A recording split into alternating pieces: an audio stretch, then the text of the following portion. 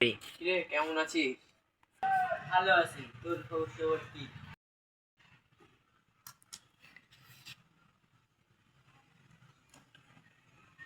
এটাও অনেক পুরানো গল্প শুনাই।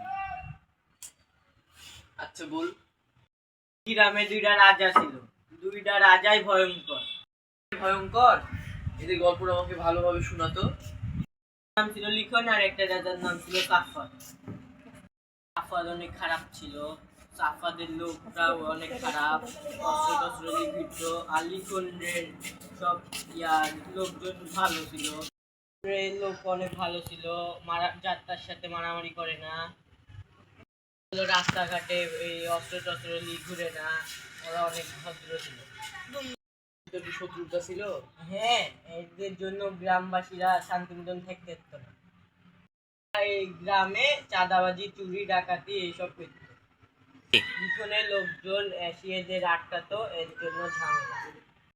তার লিখনি দুজনের ভিতরে ঝামেলা হয়নি? হ্যাঁ, অনেক বড় ঝামেলা হয়ে গেছে।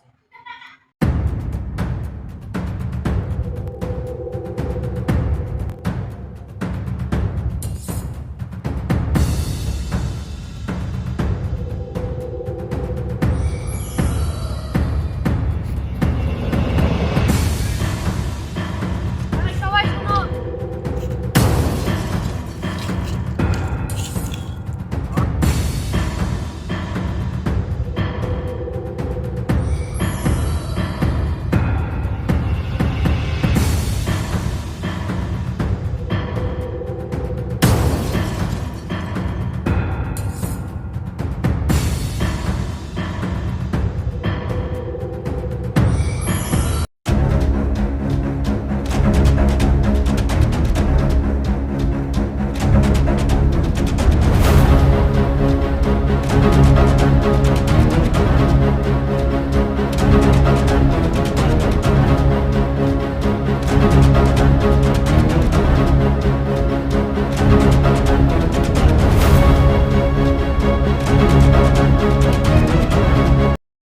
আশপাশে একটু ঘুরে দেখো, আর এগুলা সবসময় নিয়ে ঘোরা যাবে না, বুঝতে পারলা?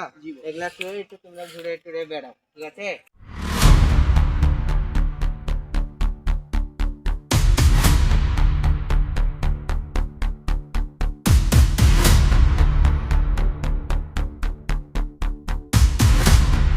কেন আরো বসে জানিস ভাই, সে একটা ঝামেলা হয়ে গেছে।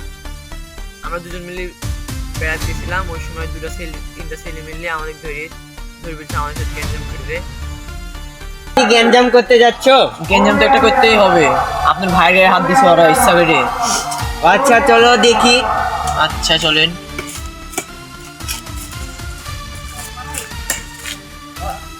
একটা ঝামেলা হয়ে গেছে, এখন মীমাংসকে দিতে হবে, আসেন।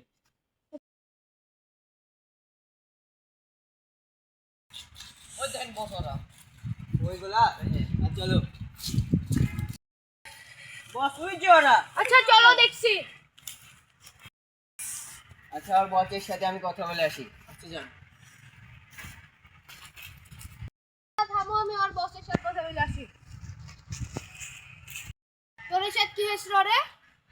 ছেলেবেলে আমাদের গায়ে আগে হাত দিচ্ছে, বুঝতে পারলি? তোরা কি আমাদের সাথে বড় সড়ো ঝামেলা করতে চাস? না মানে